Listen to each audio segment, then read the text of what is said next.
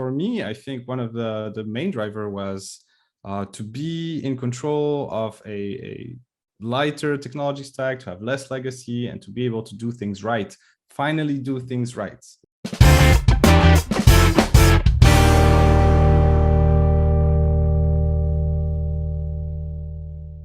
One of the fun parts of our jobs here at Incredibuild is meeting and interacting with people across many industries. And over time, we realized that we have uncovered fascinating stories of the human experience behind the scenes of software we use every day, sometimes unknowingly. We wanted to bring their stories to life and showcase their journey with our technical community. And that's how Incredibuild's Building with Rubber Ducks podcast was born. I am Yochai West. And I'm Bo Peck. And we are the hosts of Building with Rubber Ducks. The idea is simple. In each episode, we're going to bring the voices and experiences of talented individuals behind the scenes, the ones who push boundaries, embrace challenges, and overcome obstacles in their quest to create remarkable software while consuming vast amount of pizza.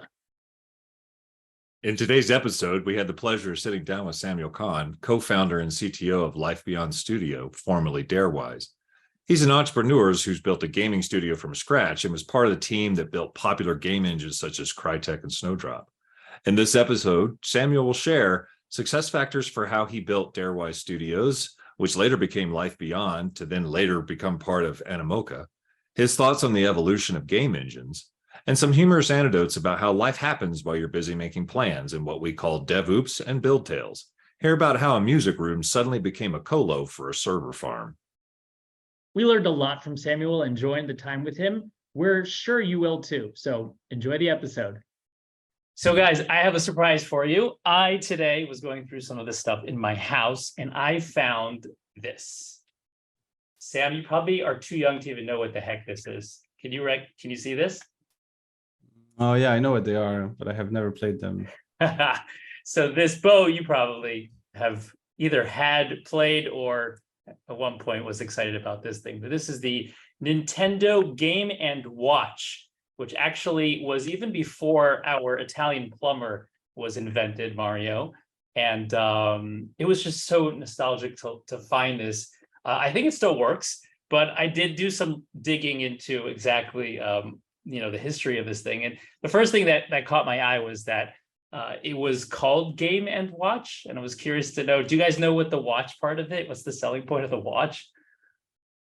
Nope. It's so actually this was created sort of in the boom of the LCD calculators and also LCD watches. So for kids who normally couldn't get an LCD watch or a digital watch, as we call it, the feature of adding a clock and even an alarm later on was a huge selling point for kids as part of this gaming console. So it's really, really, really cool. As you can tell, I think, Sam, also you were involved once in the DS line in Nintendo. This very much resembles the DS and DS Lite look and feel.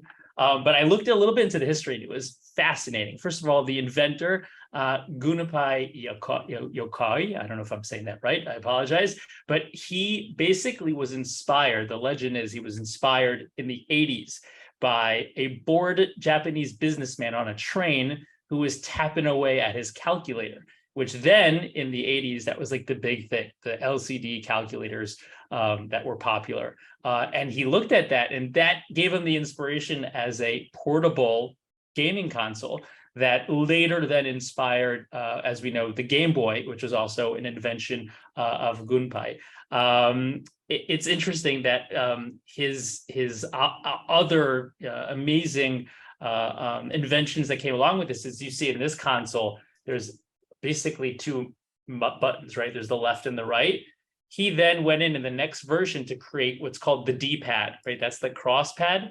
That was his invention as well, which was then taken to, I would say, even consoles today, right? Most of the Xbox and PlayStation things have that as well. So I thought it was pretty cool. And when you go into it, the brilliance of not just this idea, but the concept of the technology is not even almost in tune with what was in those days. In other words, the technology was beyond the LCD screen. This wasn't like cutting edge technology, but I learned that there was this idea in that was coined by Gonpai, but also used in Nintendo, called lateral thinking with withered technology, which is such a cool idea. Basically, the idea is to take technology that exists, that is used and almost possibly even like overused. That was the calculator, the LCD. It wasn't a brand new invention, but to do lateral thinking. How can I use something that is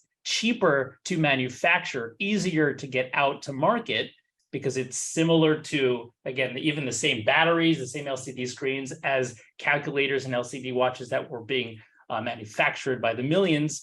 But how do you then think a little bit differently to create a different usage, which was actually turn it into a game?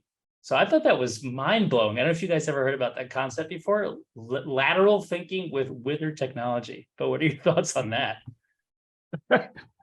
Wow, it's a mouthful statement. I'm just thinking back when I was a kid. You started out with a Commodore 64 right ahead of blue screen, back when blue screens were good things to see, right? You're like, oh, comma 8, comma 1, and then you're trying to get yourself rolling just to even do simple things. And then you think about how just through the natural evolution of stuff, so like you said, he's sitting on a train and he starts thinking, how am I going to get this different? Because I mean, even you think like even back then, like, oh, I had a Casio calculator watch, and you're doing this little tiny thing, and then it goes to your, just the 2 buttons, and then all of a sudden you have an explosion of handheld devices, and you never think about what terminology did somebody use in the background, right? All you're thinking about is like, I just want to make this go faster. I wanted something cool to play with while I'm sitting on a train or in a plane or whatever it might be. So, withered. That's a great. It's I could have made that up. Name. That was taken directly from Wikipedia, so not my words. But anyway, I thought that would be a great segue to our guest Samuel Kahn, who doesn't look old enough to be the CTO and the co-founder of such amazing things. I don't know how you do it, Sam. But you look great, and we really appreciate you spending the time with us. And again, talking about innovation, talking about thoughts and ideas behind creating things that leave such an impact on later generations is really why we're happy to have you. And really wanted to talk to you about some of your success, a lot of your success that you've had, and really kind of give folks some great words of advice and inspiration. So I'd love to start off with, basically the beginning, right? Not the beginning of your career, but the beginning of the studio which you are in today, or co-founder, CTO of Life Beyond Studio, which was previously Darewise. I think a lot of us do know the Darewise name a little bit more familiar. That was back in 2018. And again, we just saw now how Mr. Yakawi was inspired by a bored businessman on his calculator in a train. I was wondering if you can tell us a little bit about what inspired you to start a studio, and tell us a little bit about how this inspiration can influence other young budding entrepreneurs out there. All right, sure. I think there are many paths to entrepreneurship today. Certainly now that I am in that world, I see very many routes to this. I think I took kind of a late route. I might look young, but I'm already about 15 years into my career. So it wasn't my first rodeo, let's say. And I had been in AAA companies for a very, very long time.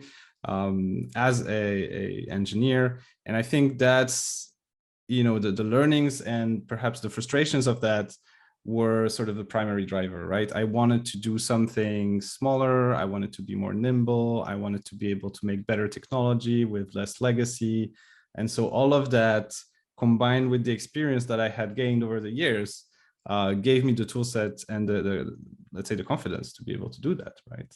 I know there are a lot of people that start a company even before they graduate their studies, and I think that's very admirable. And maybe that's one of the insights I can give already is if you think you have that courage and willpower, you probably want to start that early, right? Because you'll just have more opportunities because you have more time. But yeah, for me, I think one of the main driver was to be in control of a lighter technology stack, to have less legacy, and to be able to do things right. Finally, do things right. TM, because everybody gets things wrong eventually.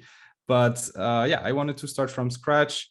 And then, the sort of the perfect opportunity showed up with the Life Beyond Studios. I met with my co-founder Benjamin, and we wanted to do an MMORPG with high ambition, a real simulated virtual world with real stakes for the players, with this idea of play to earn. And all of these things really resonated with me. I mean, I'm a huge MMO player. I've always thought of this as the ultimate incarnation of the medium. So we start from Game & Watch, which is a very early, very constrained incarnation of video games, and we see where that can go today with super connected metaverses, and someone could essentially live their life in it and sustain themselves with this. So I think this is this promise that really lured me in. And yes, we started from scratch, and we were able to do that, I think, primarily because the landscape has changed in the past years. Of course, we've seen the explosion of indies, and again, that's because technology is more accessible. That's because there's more service providers. The industry is opening up. It used to be a lot of proprietary tech, and now I think all of these technologies, and specifically Unreal Engine, is really enabling people to compete with the biggest studios there, even though they have smaller teams and less experience. So obviously, we're standing on the shoulders of giants here. But yes, it was the perfect opportunity for me. So I took a leap of faith, and here we are today. We're 5.5 years later. A lot has gone on. And yeah, I think there's so many challenges along the way. And there's a couple of obvious ones, funding probably being the most obvious one. It's going to be complicated to get funding. You're going to have to dance with the investors in many different ways, and some people want different things. You can try crowdfunding route, which has different caveats. So funding is the obvious one, and there are books written on this, so I probably don't want to delve too much into it. The people themselves, I think one thing that we found is that we wanted to start with this idea of still remaining a very small, almost independent-like studio. And yeah, it's as soon as you raise your ambitions, let's say, and you raise especially your visual quality targets, that becomes a very, very hard thing to do, because you will need just more people, right? More artists in general. And I do understand how companies start with this core team and end up being, a studio of 500. We have friends that have started around the same time as us and are already 500 today. So we're not there yet. We're about 100 people, but I certainly see that growth is unavoidable at this point. So there are a lot of ideals you might have and values you might have for your company that will not stand the test of time, and I think that's okay. You yourself have to learn to change as the different phases of the company come about, and some of these will be growing pains, but it's kind of an entity that is always transforming, and I think you have to accept that, right? And perhaps that is the biggest advice I think I can give, is to be extremely agile, extremely adaptable, because circumstances will change. And like I said, funding circumstances will change, people circumstances will change, creative circumstances will change, market forces will change, and you have to be ready to adapt, right? And the companies that make it is not always necessarily because they had the best idea or the best execution, but it's oftentimes because they were pivoting at the right time. And part of it is luck, and part of it is really your attitude facing all of these external events, right? So agility is as well a technical philosophy, but I think it applies to much broader spectrum, and definitely to entrepreneurship. That's amazing. I'm surprised you didn't say lateral thinking with a weather technology was part of I mean, sounds like something I would employ. But anyway, I definitely, I mean, speak. I think Bo also, you speak a lot to a lot. We have a lot of studios we speak to, and you touched on something, Samuel, which I've heard a lot. How do you maintain sort of the boutique sort of feeling of a studio with a mission and a passion once you are, again, good things are forced to grow? And one of the things, I wanted to ask you about was, it's one thing to grow, but then to be acquired by a conglomerate like Animoca brands. I think this happened back in 2022. How does that, when you have a company that, I mean, you sounded like you were passionate about doing things right? You wanted to come in and with your group, and then you come and get acquired, which is great. You get the recognition, you get the funds, and hopefully the growth, but then you also get other opinions. How exactly do you work with that? And I'm sure this can help other studios who have gone through the same growth. Absolutely. Yeah, I think it's really the relationship that's going to matter here, the relationship with your investors, and that's going to be true in the startup phase as well. The relationship with your majority shareholders if you're acquired. So in our case, I think we found a really good match, and that's again, a lot of things in entrepreneurship are also about luck and defining what your expectations well. And so I think here it was just a great match because they are a Web3 company, and I think it was first a match in terms of what we wanted to realize, the product in itself. They believed in the vision of the product, and we believed in the vision of the product. And the only sort of difference we had there was a technological one. But in terms of the user experience and the possibilities of that metaverse, we were very aligned. So this is the first thing, right? And they brought us expertise that we didn't have. We didn't have Web3 expertise. They brought us questions that we were not asking ourselves in terms of how we were going to involve the community and decentralize more the governance over the game, which is a goal and was already a goal for us. And sort of one of the interesting consequences of working with a Web3 company is that they believe in decentralization, and so they also have to live it themselves, right? So it would be a little bit contrarian if they were very heavily invested in the governance of our company while preaching decentralization on the other side. So we have this really interesting relationship where they help us, but we still make our own decisions. We have creating freedom. They bring us financial support. They bring us Web3 expertise. They bring us exposure in a way that we could never have acquired in that short time. Animoca Brands is possibly the biggest player in Web3. I think it's the second most valued Web3 company after Binance, which is to say something, right? And in terms of gaming, they are certainly positioned everywhere. And so they give us a lot of exposure, a lot of people coming in. Yeah, and it definitely has been opening a new page for the life of the company. So as we mentioned before with growth, we are now able to have the financial means for our ambitions, which also means hiring the people that we need, not just in terms of quantity, right? We need lots of artists, but we also need very strong leaders. And one of the key hires we were able to make around that time was our creative director, Marc Albinet, who is really someone that is genre defining. He's invented, theorized and evangelized a lot of game design methodologies. He was the game director on Dying Light 2 and a pillar of game design at Ubisoft for a very long time and a friend of ours. But he's the one to really take our vision and make it into a groundbreaking product, I think. And we could have never secured people like that without being in a new phase of the company, without being financially secure, for these people to be able to project, right? Because this is going to be a long development cycle, as AAA games often are, especially this one. We're trying to do something that nobody's ever done. It's a Web3 MMO with decentralization, with smart contracts, and still with a number of features to rival any MMO out there today. From PvE features to sandbox features, we almost have it all, right? Management, economy. And so this is a very ambitious project, and we needed this kind of people to be able to carry it to the end. And I think especially on the creative side, this is the part of things that are subject to the most changes as we go.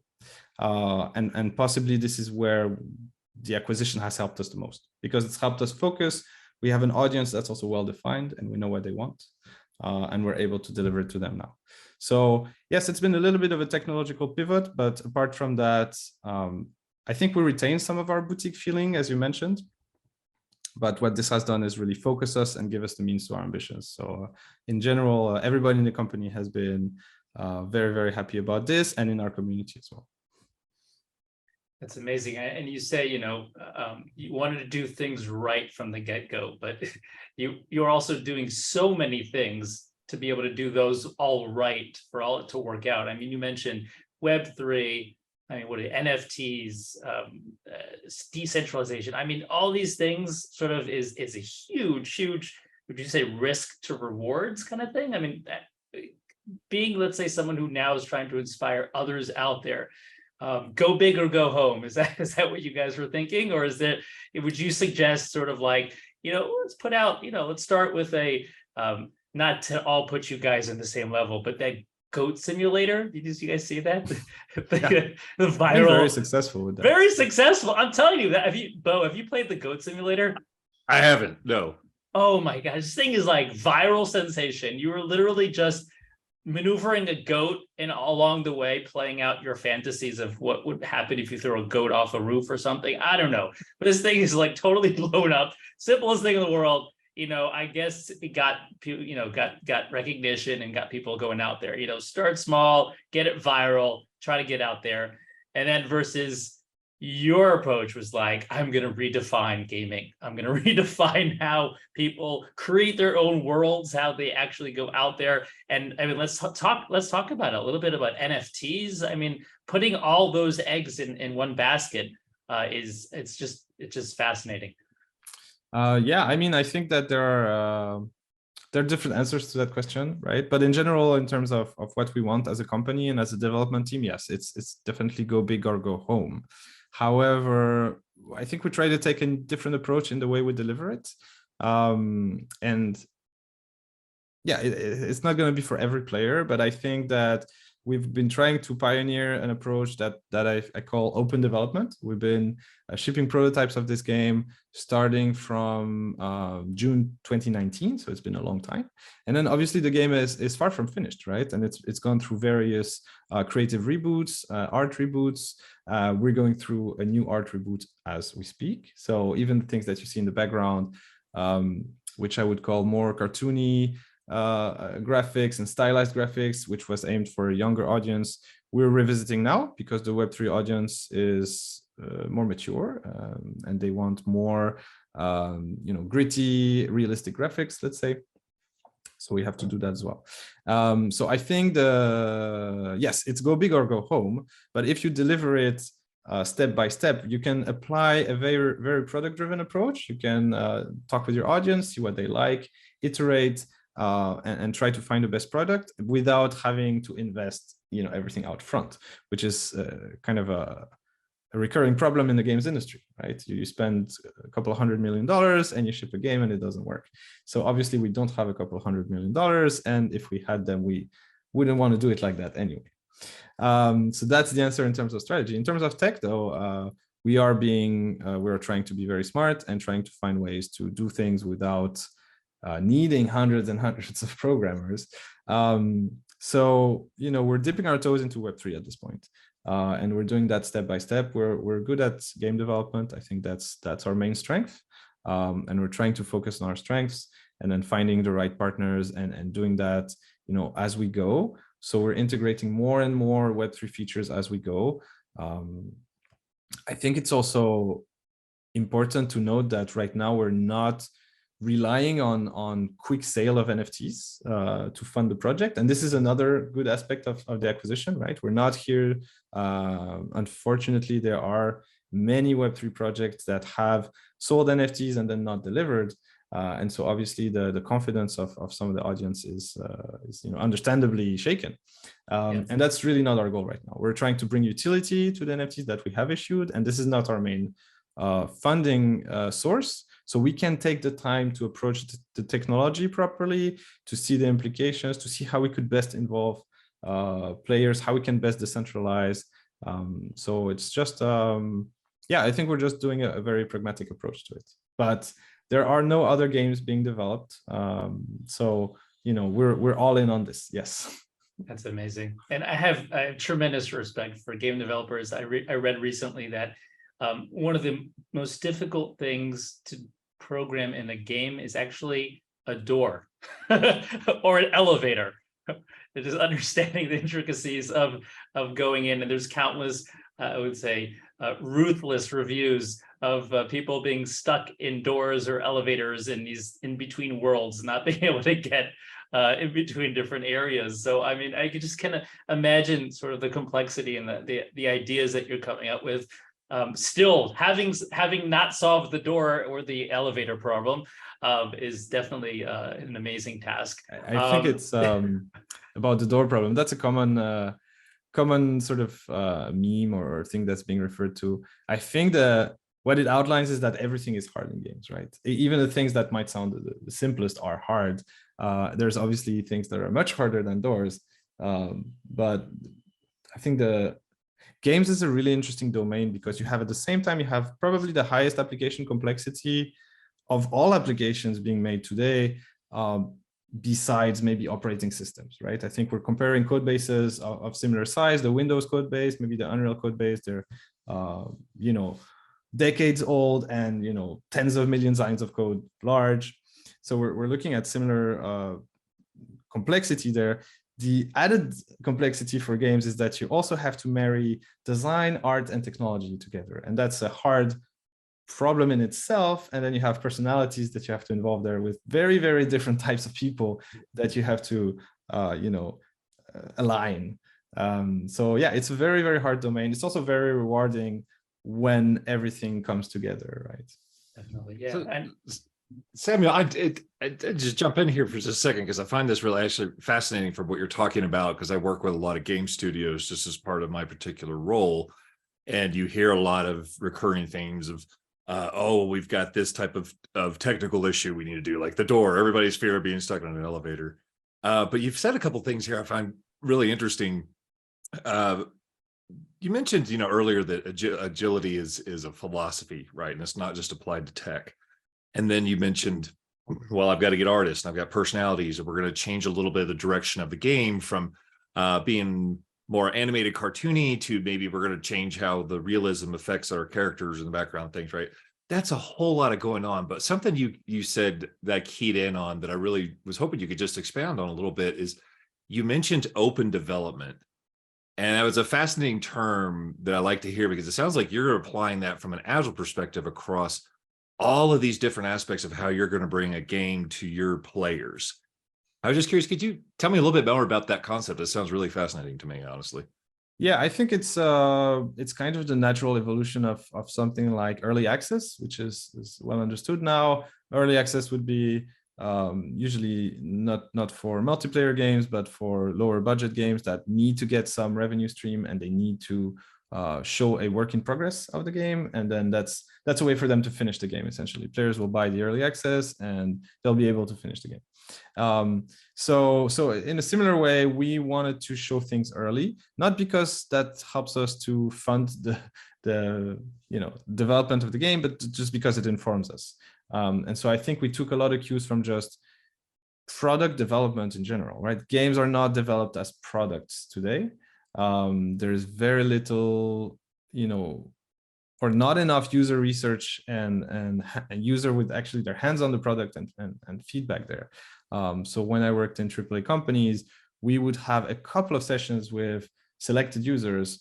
And that was already towards the end of the development where most of the decisions have been made. But if you were making a product like a SaaS product today, right? The strategy for SaaS product is ship as fast as you can. Ship as fast as you can, get some metrics, and then you get investment, right? Today, a venture capitalist will not even invest in your SaaS product if there isn't an MVP running.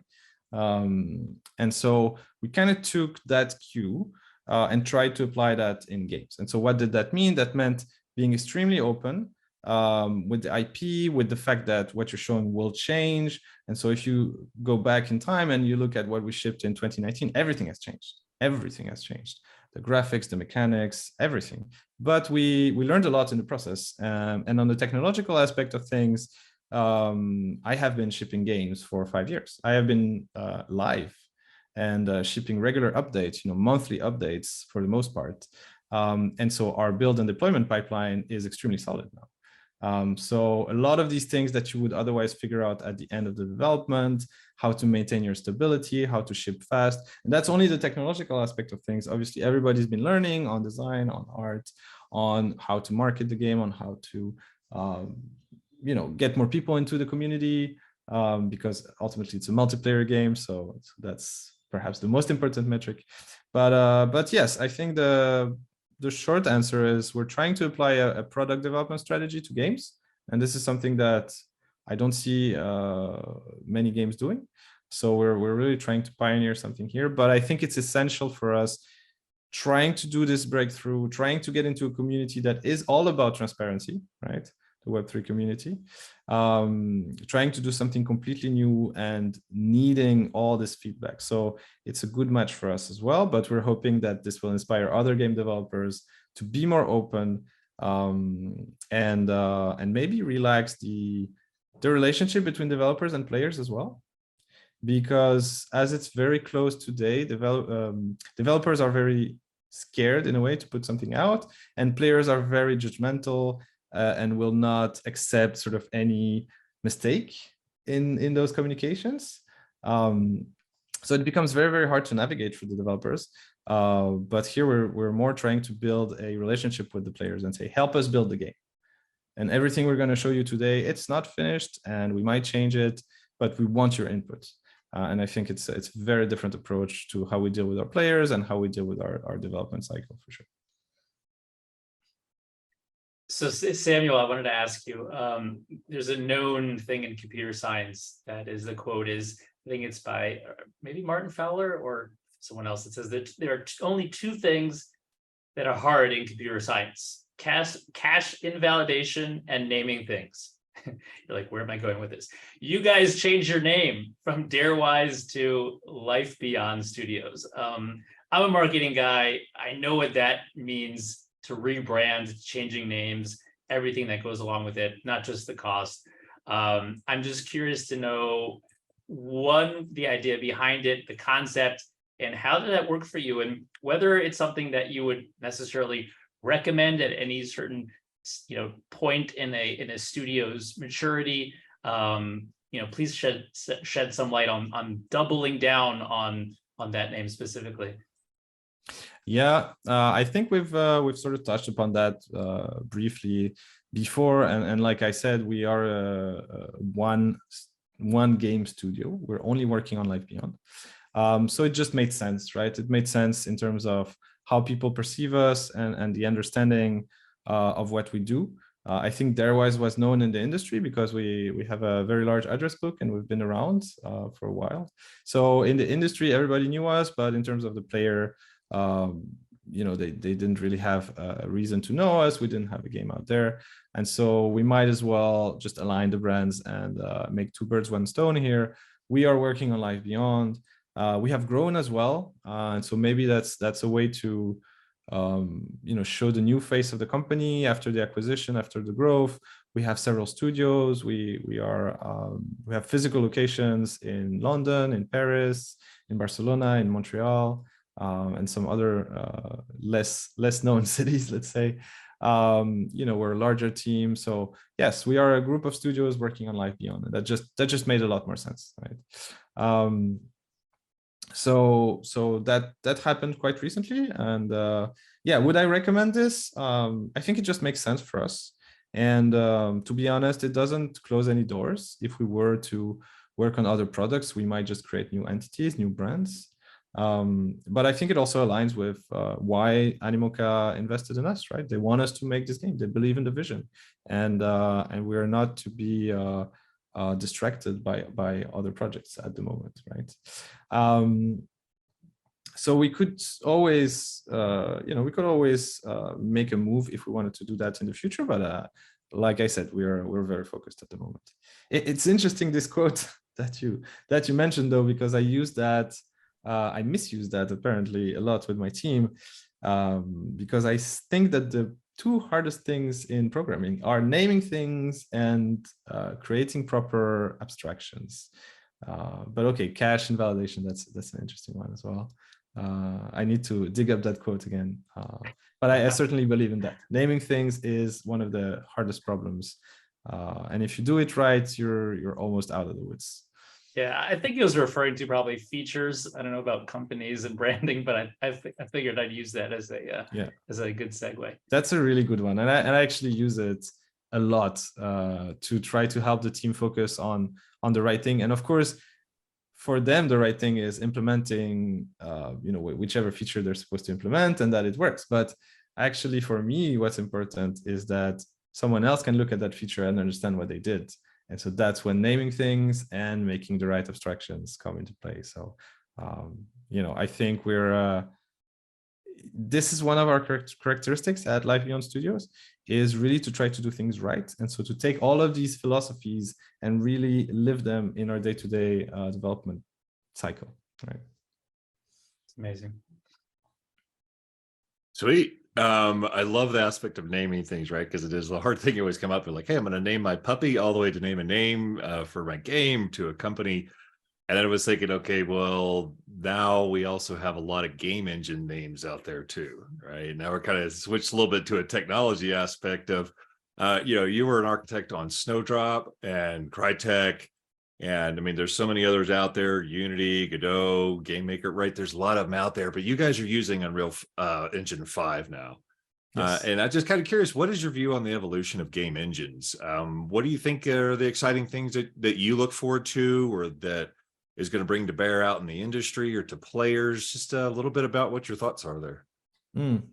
Yeah, I think we're seeing, again, it's an unprecedented landscape when it comes to game engines. And I'm glad you're asking me this question, because I think this is my core expertise. I was a game engine architect at Ubisoft for many years, and I was a game engine architect at Crytek, as you mentioned. So, I've seen both sides. I've seen development of a proprietary engine meant to only ship internal titles.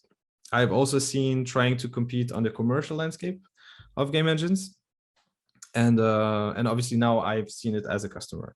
But I think there is certainly consolidation. I think everyone can observe that a lot of studios are moving towards commercial game engines where they previously had their own technology. Famous ones: CD Projekt, Square Enix moving to Unreal Engine. Unity is being used all around. Ubisoft, they're using Unity, which back in my days would have been unheard of. So we see a lot of consolidation. I think it's there's pros and cons. I think it's a bit scary that the technology might be very consolidated, and that might be not so great for innovation, perhaps, and also for again, decentralization in general, right? If everybody relies on a single piece of technology, then these whoever controls that piece of technology can make decisions that aren't always the best ones. We also see that in the browser landscape, for example, where everything is Chromium in almost all the browsers except for Mozilla, right? So this is definitely something that I'm keeping an eye on. At the same time, I'm obviously benefiting from it. I could not have dreamed to start this kind of studio with this kind of budget without great commercial game engines. And if I look in the past, I think proprietary game engines were always trying to emulate Unreal and Unity in some form, especially when it comes to tooling, to user experience, development experience. Unreal and Unity always had the edge, and internal game engines usually had the edge on very specific features. So if you were making an engine for a specific game, you were able to make a breakthrough to show a product that, yes, you could not make this with Unreal, not out of the box anyway. But over time, maintaining this is so costly. And obviously, Epic has done great. They've released Fortnite. They've been able to capitalize on Fortnite and really invest in technology in ways that are completely unprecedented. Yeah, it's going to be hard for even the biggest AAA to compete. They have technology stacks with lots of legacy, so I do understand why they switch. So that's how I think about the landscape today. I would love to see new things, and I have ideas of what new things could be. And like I said, I think one of the main reasons why people switch to commercial game engines is actually the tools, and it's not the renderer, it's not the low-level features, which are relatively easy to develop. So I would love to see something where we have perhaps open source game tools that then interface with your own runtime or something like that. I think there are possibilities to compete, but it's going to have to be breaking out of the current model. And in terms of what I'm looking forward to, plenty of things, but this year one thing really blew my mind, and it is the verse language that was announced by Tim Sweeney and Epic. And he said it himself, right? He could not have made this before Fortnite because he wasn't able to bring this team together of language designers. I think he has someone that was part of the Java language design, if I'm not mistaken. He has very, very strong computer scientists, theoreticians behind this language. I think the language is very right. I think it's bold as well, but they're taking all the correct principles to create a language that could power the metaverse. And for me, obviously, this has clear implications for me, right? We want to have the players creating content in the game in a sort of a safe way so that they could bring code, but in a sandbox, right? You don't want to execute unknown code, right? But at the same time, it has to be decentralized. It has to be that people can create features. How do we do that, right? And you see it with platforms like Roblox or Fortnite. They have to create their own editors. They have to create a lot of technology to enable user content creation. I think the verse language has all of the correct principles and sort of the core idea is spot on, and I'm very impressed. So if Tim Sweeney is listening to this, well, congratulations. I'm a fan, and the verse language is probably the thing I'm the most hyped, and I have been for a very, very long time. I think this is the most interesting things going on. Is there a date on that, by the way? Is it expected to know? So there is a version of it, I think, in the Unreal editor for Fortnite. It's a very bare bones version of it, and it's running on top of the blueprints. So it's not, in terms of execution, I guess it's nothing special. But again, I think the principles of the language and I don't know how, Bo, you're familiar with programming languages, but they're going for very bold things that a lot of programmers have never seen. They're going for logic-based programming, out-of-order execution. So it's really not something that people will be familiar with at first. But once they understand the power of that, I think it applies very well. As well, it's a transactional language, which means that everything works and is executed or nothing works. And that brings a ton of safety sort of built in at the language level that will really support things like, metaverses with real assets involved. When I pay someone, you want either to be paid or that it didn't work, but you don't want anything else to happen, right? So I think it's a great foundation. I'm really looking forward to see what we could do in Life Beyond with the verse language, for sure. Samuel had me chuckling when you said or nothing works, and I sat there and think sometimes when you are banging out code, and you get that esoteric error, that's like, error on line 155, and you're like, but I only have 56 lines of code. I don't understand this. So those things will be interesting to look at from what you're saying, which is really going to drive into the very next question by what you were saying about this passion, new technology, and what Verse is going to be doing.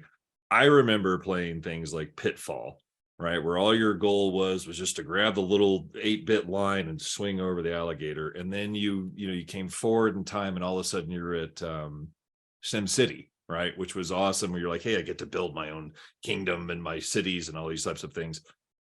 Now we're getting to the metaverse, right? Where things are going to be so immersive to hit all of your senses almost, so to speak, for where we're driving ourselves. And, with Life Beyond Studios, I understand you guys are set to revolutionize the metaverse.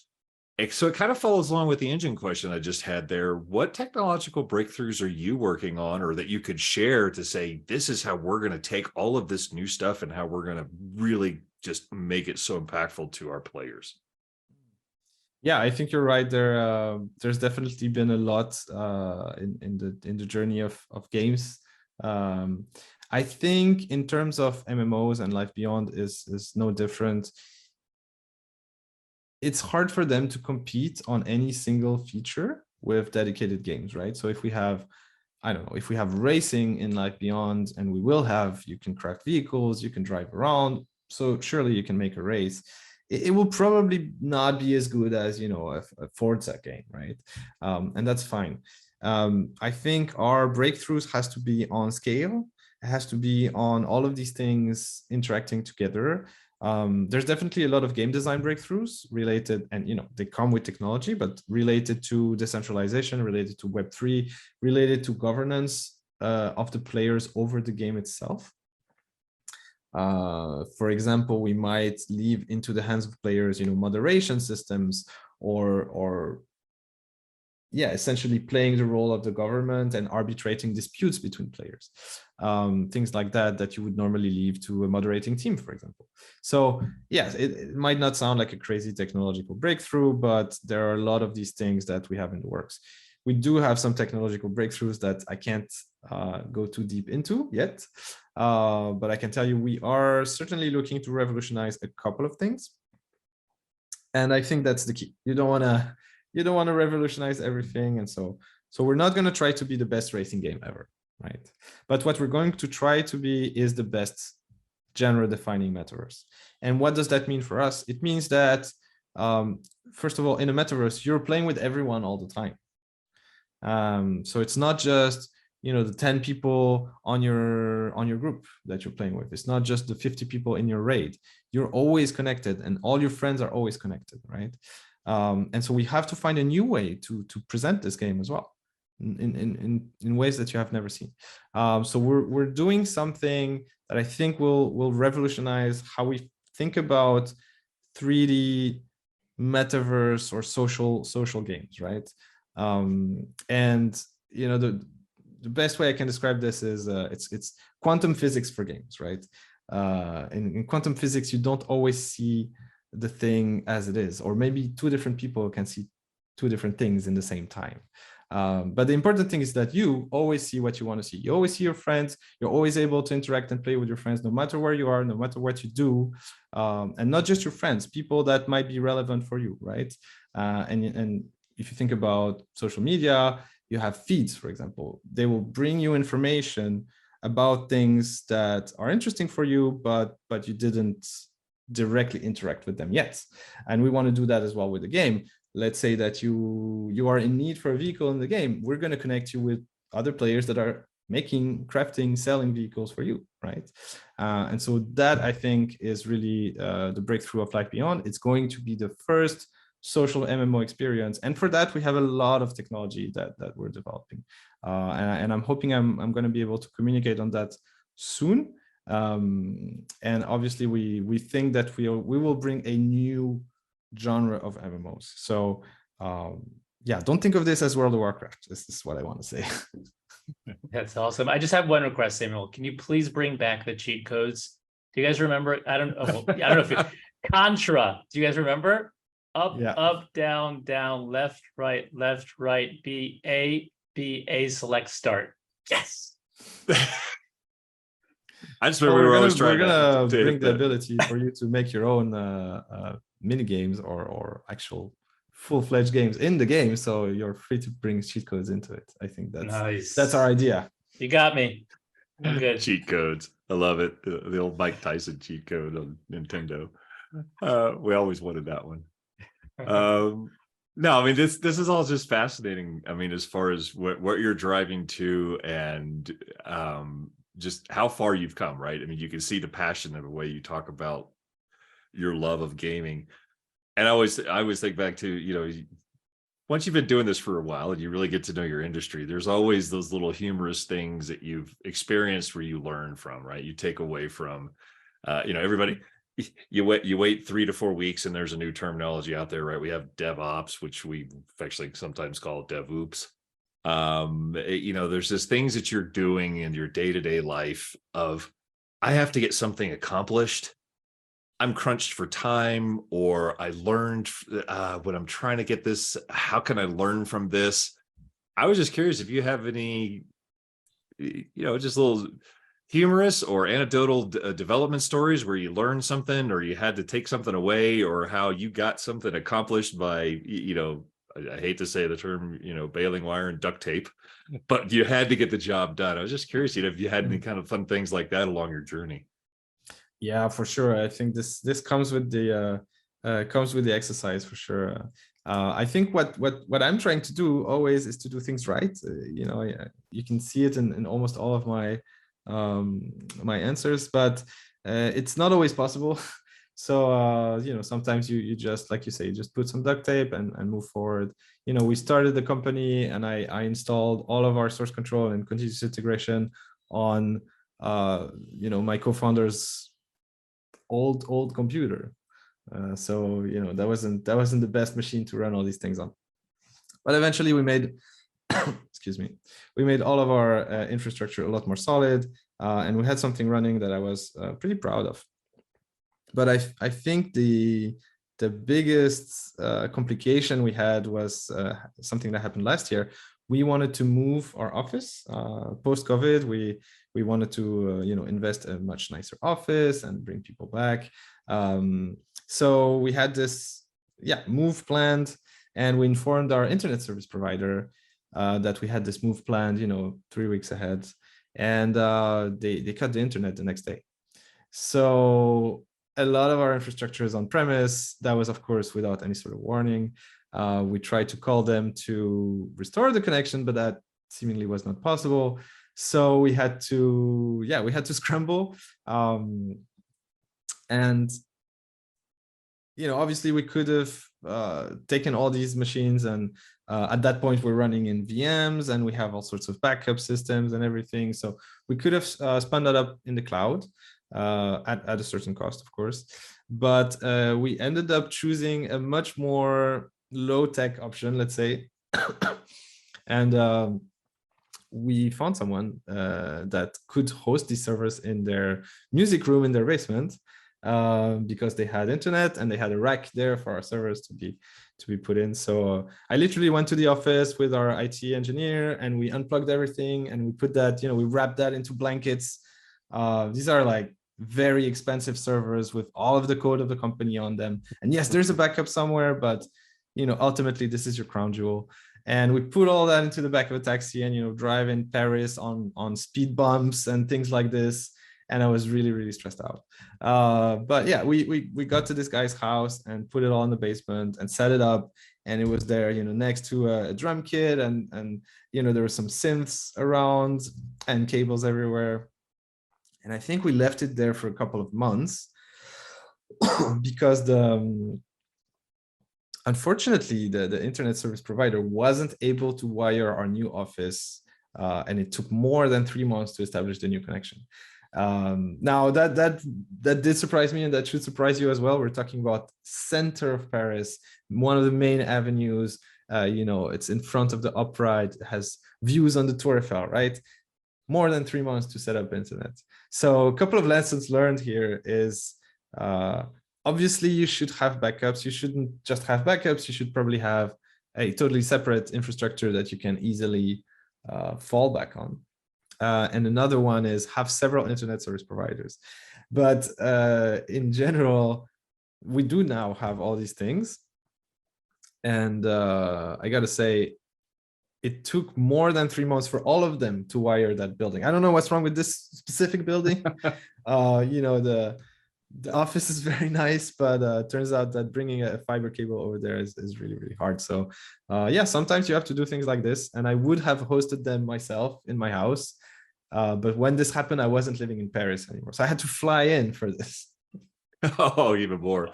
Yeah, that was a hard one. That was a very nerve-wracking one, but now that we're past it, it's a fun story. I was gonna say the music room, I could totally see like, well, at least maybe you could play some good tunes while you're trying to rapidly get everything hooked up, or you get some Led Zeppelin or something to calm the nerves. But no, those things are fascinating. I love to hear what people go through, to make things happen, because it's that human spirit to say, I want to get this, I need to happen. And like you said earlier, being agile is more than just tech, right? Oh, I got to fly in, I've got to hook it up in a music room, I got to do all these other things. So yeah, I love hearing those things, and thank you for sharing that. Yeah, you're welcome. I mean, this is something that I think everybody will go through if you try to make your own company. There will be times where you just have to do things, you just have to make it happen. And you couldn't just afford for people to not being able to work for a week or two, right? That's just not possible. So you have to find something. I think the selling point for the music room actually was that he had a big synth rack, so all his synthesizers there, and it turned out that they are the same racks for servers, right? So we could just slide them in. That's awesome. Yeah, and I mean, Bo, you experience this like on a daily basis, right? I mean, like, not obviously maybe to that extreme migration stories through taxi cabs of the streets of Paris, but like this Murphy's getting you no matter wherever you are. If you're doing an implementation at a customer, or you're doing a demo, it's just yeah, I guess how life is. And hearing you, Samuel, the whole time talking about, we just want to do it right. Sometimes you try as hard as you can, but just these things don't. And how agile you are, both in your technology and also on the culture of the company, I think lends itself to people loving to work with you guys. A great culture for gaming, and trying to sort of rebuild maybe what might be stereotypes of the crunch world, being able to kind of bring out of that and doing things right, not just on the technical side, but also in a belief system and a culture that's good for everyone. I think is fascinating to hear. It's been amazing talking to you, Samuel, and thank you so much, Bo, for being here as well. Just if Samuel, you want to tell the folks who are listening or watching where they can explore a little bit more about your game, maybe get their hands wet, their demos out there, what platforms, just tell our folks about it. Yeah, absolutely. I mean, we have our portal, playlifebeyond.com. It's very easy. And of course, join our community on Discord. This is where most of the stuff happens. You'll be in with our founder group, and you'll be able to access some exclusive content. So playlifebeyond.com. And of course, if you're an industry professional, then livebeyondstudios.com will be where you want to go. We're growing, we're hiring, and we're obviously working on very exciting things. And one of the things that you mentioned here, I just wanted to bounce on, if that's okay.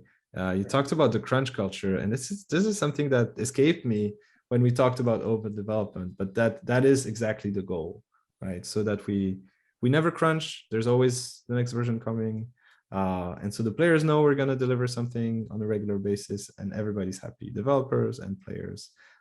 So yeah, come and play our game, come and work with us. We're here to stay, I think. Excellent. Thank you so much, Samuel. Have Thank a you. great rest of your day. Thank you, Samuel.